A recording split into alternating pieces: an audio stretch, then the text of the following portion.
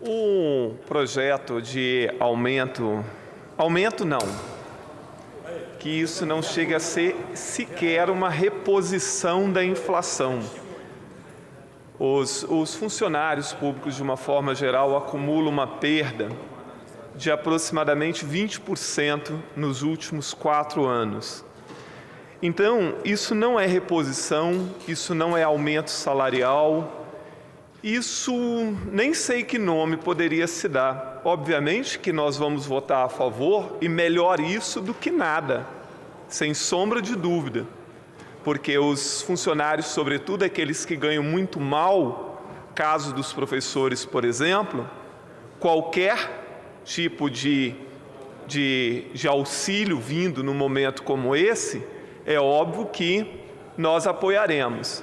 Mas é bom retratar a situação de que isso não é aumento salarial. Aumento salarial seria se fosse um aumento acima da inflação ou pelo menos que tivesse dentro daquilo que foi perdido nos últimos 4 anos, e não é o caso. É claro que é muito provável que as pessoas talvez estejam dizendo assim, mas esse discurso é leviano porque a situação do país é muito ruim, a situação do Estado, a situação de não sei mais o quê.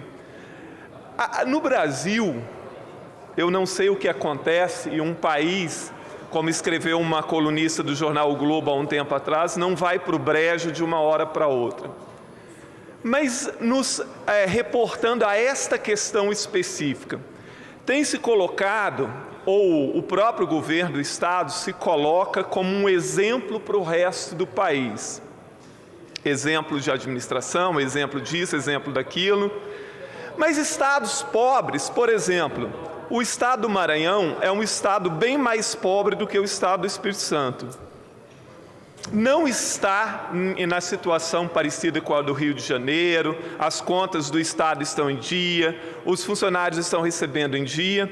E recentemente, deputado Nunes, a categoria dos professores, por exemplo, recebeu um aumento salarial, aí aumento de verdade, em que o piso de 40 horas foi para cerca de R$6.000, enquanto o piso aqui do Estado está abaixo do piso determinado em nível nacional. Então, é muito importante que a gente faça essa reflexão. É óbvio que apoio esse pequeno reajuste muito abaixo da inflação, mas é necessário pontuar, sim, essas questões, né? Aqui no Estado se nega terminantemente a rever qualquer tipo de benefício fiscal. E eu vou lembrar sempre, no ano de 2015, essa Casa autorizou a retirada do artigo 145 da Constituição do Estado, que previa ou que ordenava que o governo divulgasse todos os anos para quem, quanto e por que está concedendo benefício fiscal. Então, aqueles funcionários do Estado, principalmente aqueles que ganham muito mal, e aqui friso principalmente a categoria dos professores, isso não reajusta absolutamente nada, isso não corrige nada, e isso está longe de qualquer coisa que pudesse chamar de aumento salarial ou de reposição. É óbvio, friso mais uma vez, é claro que vou votar a favor e melhor isso do que nada. Mas a ideia de que o Estado e que este governo merece todos os aplausos porque está dando aumento salarial, porque a comparação é sempre feita com os estados que estão na falência.